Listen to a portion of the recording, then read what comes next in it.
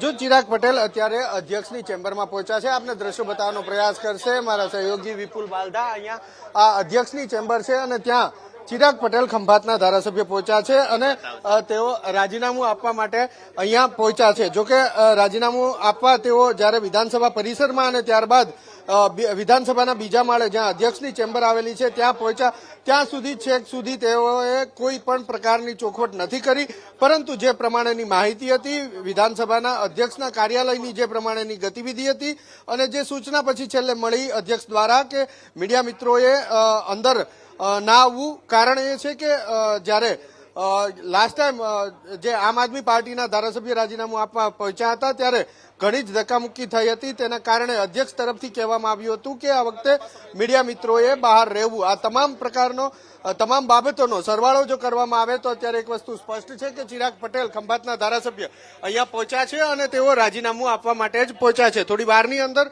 ચિરાગ પટેલ પોતાના ધારાસભા પદેથી રાજીનામું આપી અને બહાર નીકળશે ત્યારે શક્ય છે કે તેઓ ચોખવટથી વાત કરી શકશે મીડિયા સામે, પરંતુ અત્યાર સુધી તેમણે એ ચોખવટ નથી કરી। પરંતુ એક વસ્તુ સ્પષ્ટ છે કે અહીંયા પહોંચ્યા છે ચિરાગ પટેલ અધ્યક્ષની ચેમ્બરમાં અને તેઓ રાજીનામું આપવા માટે જ પહોંચ્યા છે એ સ્પષ્ટ થઈ ચૂક્યું છે। થોડી વારની અંદર આ જે રાજીનામું આપવાની પ્રક્રિયા છે એ પ્રક્રિયા પૂર્ણ થશે ત્યારબાદ ચિરાગ પટેલ અહીંયા પહોંચશે। જો કે સૌથી મહત્વપૂર્ણ બાબત કે જે તસવીરો હશે એ અહીંથી પ્રોવાઈડ કરવાની વાત કરવામાં આવી છે।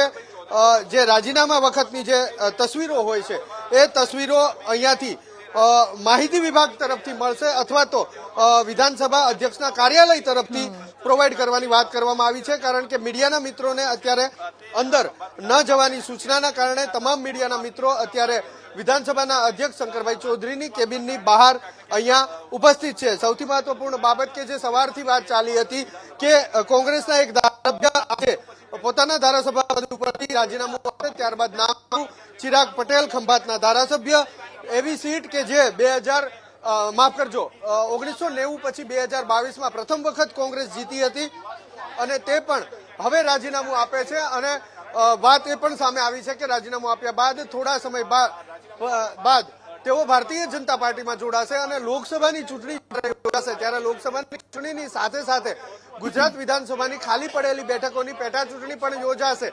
એટલે આ બેઠક ભારતીય જનતા પાર્ટી જીતની શક્યતા સામે આવી રહી છે। કારણ એ છે કે ખંભાત અને જે બેઠક વિસાવદર એ બંને બેઠકો એ પ્રકારની છે કે વિસાવદરની બેઠક હંમેશા વિપક્ષના ફાળે રહી છે ઘણા લાંબા સમયગાળાથી। ખંભાતની જો વાત કરીએ તો ખંભાતની બેઠક 1990 થી સત્તા પક્ષ સાથે એટલે કે ભારતીય જનતા પાર્ટી સાથે જ રહી છે। તો આ બંને બેઠકની અંદર એ તફાવત છે, પરંતુ જ્યારે પેટા ચૂંટણી યોજાશે ત્યારે ભારતીય જનતા પાર્ટીના ફાળે આ બેઠક જાય તેવી પૂરેપૂરી શક્યતા હાલ સામે આવી રહી છે।